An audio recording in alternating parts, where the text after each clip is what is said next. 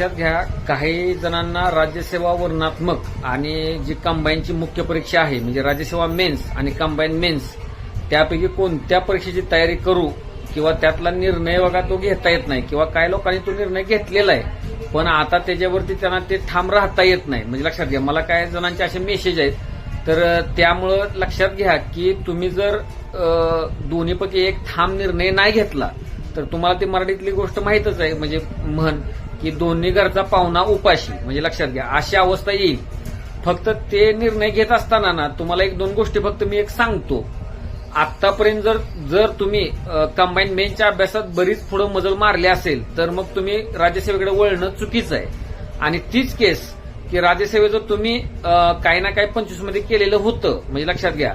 आणि काय तर बऱ्यापैकी थोडीफार बऱ्यापैकी चांगली माहिती आहे त्याबद्दल, काही प्रश्नांची उत्तर लिहिलेली होती, लिखाण केलेलं आहे आणि तुमच्या मार्गदर्शकानं त्याला पॉझिटिव्ह रिस्पॉन्स दिलेला आहे, म्हणजे सकारात्मक काही गोष्टी बोललेल्या आहेत. तर तुम्ही राज्यसेवा करायचा निर्णय घ्यायला पाहिजे. तिथं डोक्यात एक गोष्ट घ्या, माझ्या अनुभवातून मी एक सांगेन की काही जणांचं असं मत आहे की एमसीक्यू टाईपचा पॅटर्न आमच्या ओळखीचा आहे किंवा कंबाईनची पोस्ट काढणं त्या तुलनेनं सोपं जाईल.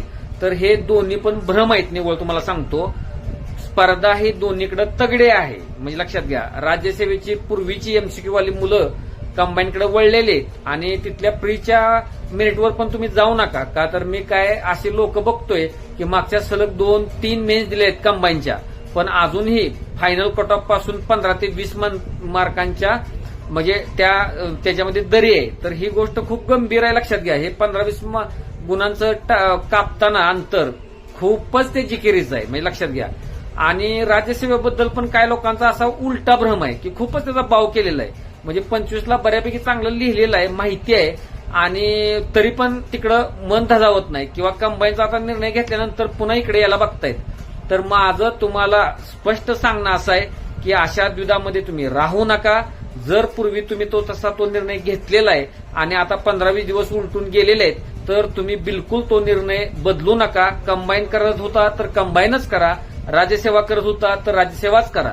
तुम्हाला सल्ला देणारे घरची मंडळींचं तरी ते विषयच नाही, त्यांना इकडचं काय माहित नसतं किंवा बाजारातल्या लोकांना पण खूप गांभीर्यानं तुम्ही घेऊ नका. स्वतःचं सेल्फ ऑडिट करा एकदा शांत पद्धतीनं बसून. पण एकदा का निर्णय घेतला तर त्याच्या पाठीमागं ताकदीनं लागा. म्हणजे लक्षात घ्या, म्हणजे ह्यातनं सांगणं एवढंच होतं की द्विधामध्ये जास्त काळ राहू नका. दोन्ही घरचा पाहुणा उपाशी अशी स्थिती स्वतःची आणू नका.